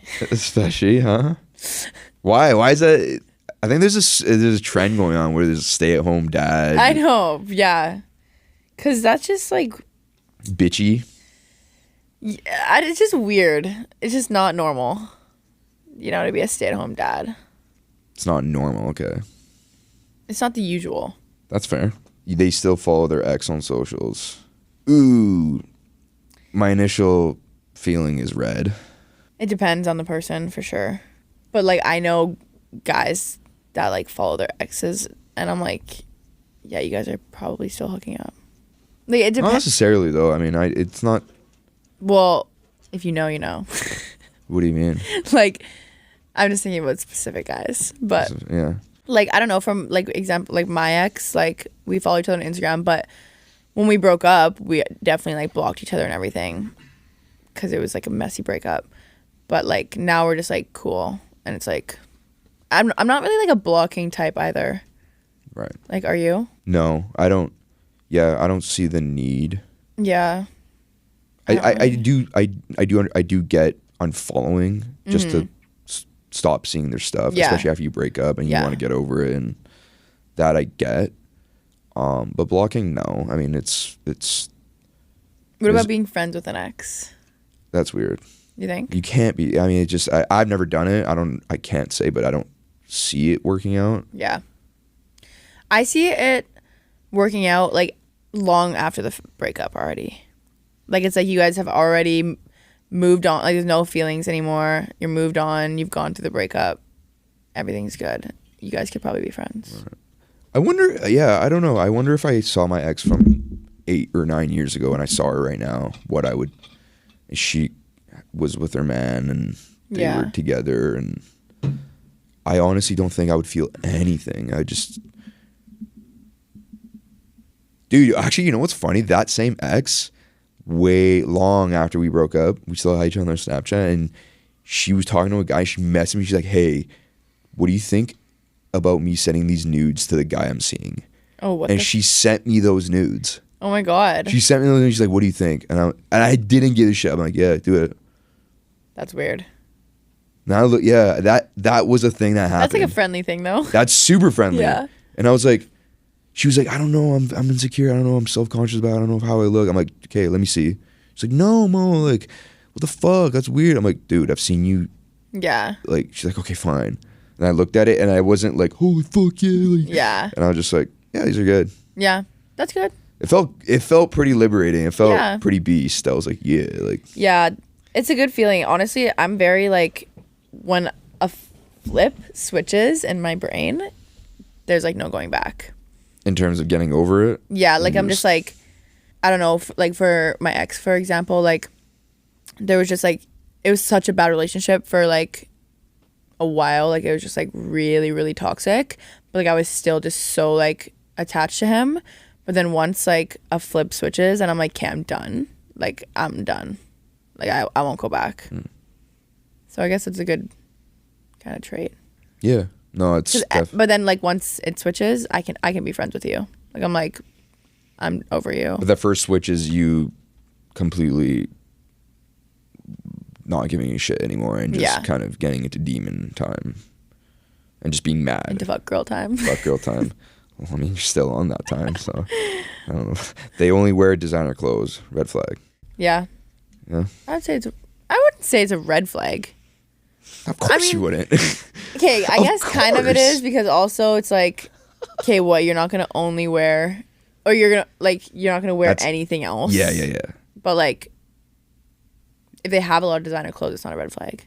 Sure, no, I mean you can. But you only wearing that. If you're only wearing, like, if you're going to the library and wearing Gucci, it's like, dude. Yeah. First of all, you're corny. Yeah. Second of all, they have previously been in open relationships. Red flag, man. Yeah. Open relationships are weird. Like, just be single. Because I'm also kind of possessive. Like, I'm like, that's my man. No one else is. You're funny, man. Why? I like you. You're funny. I feel like I came at you, though. I don't know why. I just feel... No, you're good. I can take the heat. No, you can, because it's the bed you're making. Yeah, with the things you tell me, so... Just me. I hope you didn't get offended at any point. No. You're good. It's okay if you did. I didn't. Okay. I would tell you if I did. You got to get better at replying, though, because that shit is annoying. I know, I'm bad at it. Because you know what's funny? You're like, yeah, text me. I'm so much better at texting. I don't check my DMs. And then... I actually don't have my notifications on Instagram, like on my DMs. Yeah, so like... But you're just as bad on text. Yeah. Just as bad. Could be even worse. Who knows? I'm here, though. You're here. I honestly, I didn't know if you were going to bail or not. I didn't know if you were just going to be like, oh, I don't know what to expect. When I say I'll do something, I'll do it. I'll try to work on that. I don't know what it is. It's actually weird. Because my thing is, it's not that serious to if you text me and I see it within a minute. And let's say I'm on my phone, I see your name pop up, and you ask me a question, or you're asking me something, you're saying something, and I want to respond. I'll respond right away. Like, I just don't want to do that shit where it's like, ooh, okay, let me 6:20. Okay, I'm gonna wait till 6:35, 15 minutes. That just shows that I was like in the shower and like, you know, I put my clothes on and then I text her back so she knows that I had to do all those things before. It's just, bro, stop making it so it's not that serious. It's not that deep. I agree. I'm not doing it because I'm like, oh, I want to look busy. Like I actually am busy though. Not gonna lie, I am busy. But Donald Trump is busy. No, I'm busy. This is like what my days like every day look like. Okay. But wake up. We'll work till 4:30 in the morning. Mm-hmm. Sleep for X amount of time. Since I'm doing my 75 hard challenge, I have about 8 things that I have to do every single day or I fail. So I have to work out twice a day. I already gave you the list. But so I woke up, had breakfast, went to hot yoga, came home, showered, got ready. I live downtown, so I had to drive here. It took like an hour. Do the podcast, come home. Somehow, I read my book also before hot yoga. Somehow fit in another workout because I also have a DJ event to go to. Tonight? Uh-huh. And then I work at 9. While I'm working, I have another DJ event to go to. So, I am actually busy. You are. No, I'm not saying you're not. I'm not taking that away from you at all. Because you are doing your thing. You are busy as fuck. But it's good. I like being busy. Like, I don't like just sitting there and doing nothing. It drives me like, it makes my head spin. Yeah, it's go deep into thought. Like, it's full on depression. So I'm always doing something, never sitting still. Right. And flying is just not part of that regimen. Yeah. What, by any means? That's okay. Maybe in the future. Maybe, yeah. Okay, that's it's been 2 hours. Wow. 2 hours of yapping. 2 hours of yapping. It's good. I liked it. It was fun. Good. It was fun. Yeah. It was my first time, so. Did you have fun? Were you? I did. I'm a man.